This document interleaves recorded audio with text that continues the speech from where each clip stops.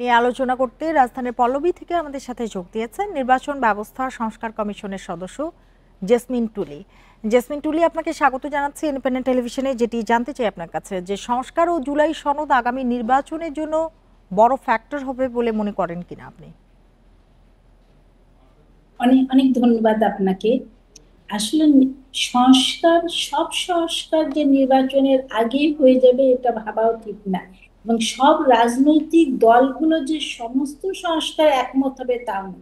কিন্তু যে সমস্ত সংস্কারে রাজনৈতিক দলগুলো একমত হবে সেগুলো নিয়েই যদি আগানো যায় তাহলে এটা একটা টেকসই হবে। নতুবা যদি সব সংস্কার নিয়ে আগানো হয় তাহলে দেখা যাবে যে দল সরকার গঠন করবে তখন তারা সেটা নাও ওন করতে পারে, তার ফলে সে সংস্কারের মূল্যহীন হয়ে যাবে। নির্বাচন যেমন ফেব্রুয়ারিতে দেওয়া হয়েছে, এই 4 মাস আসলে নির্বাচনের পূর্বে মূলত 4 মাস ধরা যায় আছে। এই সময়ের মধ্যে সমস্ত সংস্কার কোনো অবস্থাতে বাস্তবায়ন করা যাবে না। কিন্তু যেহেতু ইলেকশন সামনে, ইলেকশন রিলেটেড যে জিনিস সংস্কারগুলো আছে সেগুলো আইনে অর্ডিন্যান্স দ্বারা ঢুকায় নির্বাচনটা করা সম্ভব হবে। বাকি সংস্কারের বিষয়ে যদি রাজনৈতিক দলগুলো ঐকমত্য হয়ে থাকে তাহলে সেটা ব্যাপারে একটা নির্দেশনা থাকতে পারে যে এই সমস্ত সংস্কারগুলো যে পরবর্তী সরকার করবে সংসদ আসার পর, না নতুবা সংবিধান সংক্রান্ত এই সমস্ত সংস্কার সেগুলো নিয়ে গণভোটে যাবে, মানুষের কাছে যাবে, জি। জনমত তৈরি করবে, এইভাবে কাজটা আগায় নেওয়া যাবে। কিন্তু এই মুহূর্তে সব জি। সংস্কার বাস্তবায়ন সেক্ষেত্রে হওয়া। জুলাই সনদের ভবিষ্যৎ আপনি কি দেখছেন? জুলাই সন আসলে পরবর্তী সরকার যেটা ফর্ম হবে, যে সরকার গঠন করবে, যে রাজনৈতিক দল, তার সদিচ্ছার পরও এর ভবিষ্যৎ অনেকটা নির্ভর করবে। জি। আরেকটি বিষয় জানতে চাই, যে পিআর পদ্ধতিতে নির্বাচনের দাবি কোনো শঙ্কায় ফেলবে কি? আচ্ছা, আসলে নির্বাচনের আগে অনেক রাজনৈতিক দলেরই অনেক ধরনের কৌশল থাকে, অনেক কৌশল থাকে, অপকৌশল থাকে, বিভিন্ন ভাবে থাকে। এটা আসলে নির্বাচনের তফসিল ঘোষণা বা এই যে ইলেকশন কমিশন যে রোড ম্যাপ দিবে বলছে, এরপরে আসলে পরিষ্কারভাবে বোঝা যাবে যে এটা তারা কৌশলের অংশ হিসাবে এটা তারা পিআর পদ্ধতিটাকে সামনে আনছে কিনা। তফসিল দেওয়ার পর পুরোপুরি এই পরিবেশটা কিন্তু পাল্টে যাবে। তখন দেখা যাবে যে অনেক রাজনৈতিক দল যারা নির্বাচনে অংশ নিতে চায় তারা অলরেডি নির্বাচনের জন্য কাজ শুরু করে দিবে।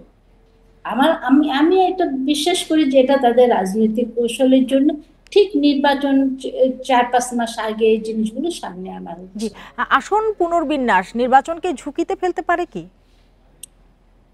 নির্বাচনকে ঝুঁকিতে ফেলবে না হয়তো, কারণ কেউ যদি কোর্টেও যায়, কোর্ট নিশ্চয়ই স্টে অর্ডার দিবে না যে এটা বন্ধ করার জন্য। কোর্টও বিবেচনা করবে যে দেশের সামনে নির্বাচন আছে। কিন্তু যেটা হবে যে অনেক প্রার্থী তাদের নিজস্ব এলাকায় যে কাজ করে থাকে সেটা প্রার্থীরা ক্ষতিগ্রস্ত হয় অনেক সময়।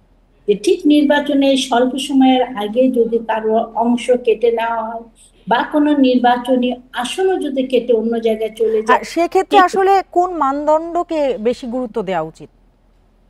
আসলে আমাদের দেশের সমস্যাটা ভিন্নমুখী। পৃথিবীর অন্য দেশে যেমন জনসংখ্যা একটা সুষম বন্টন প্রধান প্রধান শর্ত হিসাবে দেখা হয় প্রশাসনিক ইউনিট, কিন্তু আমাদের আমাদের দেশে একদম প্রেক্ষাপটটা ভিন্ন। যেহেতু আমাদের দেশে মানুষ শহরমুখী হয়ে যাচ্ছে, সিটি কর্পোরেশন ঢাকা দেখেন, একসময় যদি আমরা জনসংখ্যার ভিত্তিতে করতে চাই দেখা যাবে যে ম্যাক্সিমাম আসনই শহরমুখী হয়ে গেছে, গ্রামের কোনো আসন থাকছে না। সেই জন্য আমাদের কিছু পলিসি করার পর আবার যে তবে শর্ত থাকে যে এরকম যে এই জেলাতে এতটা থাকতে হবে, এরকম কিছু শর্ত যুক্ত করতে হবে। জি। কিন্তু নির্বাচনের আগে আর কোনো চ্যালেঞ্জ কি আপনি দেখেন, ছোট করে যদি বলতেন? আচ্ছা, আসলে এবারকার নির্বাচনের আগে অনেকগুলো নতুন নতুন চ্যালেঞ্জ সৃষ্টি হবে। প্রথমত, যে নির্বাচনের জন্য যে আইন শৃঙ্খলা পরিস্থিতি উন্নতি হওয়া দরকার সেটা দৃশ্যমান করা দরকার যে হ্যাঁ উন্নতি হচ্ছে। এখনো আমরা দেখি যে মব সন্ত্রাস বলি যাই বলে এখনো কিন্তু ঘটনাগুলো ঘটছে, যা নির্বাচনের আগে কোনো অবস্থাতে এটা হওয়া উচিত না। দ্বিতীয় যেটা হচ্ছে নতুন নিশ্চয় প্রবাসী ভোটার আছে। তারপর নির্বাচনের আগে দেখেন এখনো কিন্তু রাজনৈতিক দলগুলো ঠিক নির্বাচনে অংশগ্রহণ, কোনো দল বলছে যে আমার এই পদ্ধতি না হলে আমরা অংশগ্রহণ করব না, এইভাবে দুইটা দল তো অটোমেটিক তারা বলছে। তা জি, এরকম পরিস্থিতিতে যদি দলগুলো সব নির্বাচনে অংশগ্রহণ না করে, সেখানে নির্বাচনকে গ্রহণযোগ্যতা জি, আনা খুব কঠিন বুঝতে হয়ে পেরেছি। দাঁড়ায়। আমাদের হাতে একেবারেই সময় নেই। জেসমিন টুলি, আপনাকে অনেক ধন্যবাদ আমাদের সাথে যোগ দেওয়ার জন্য, সময় দেওয়ার জন্য।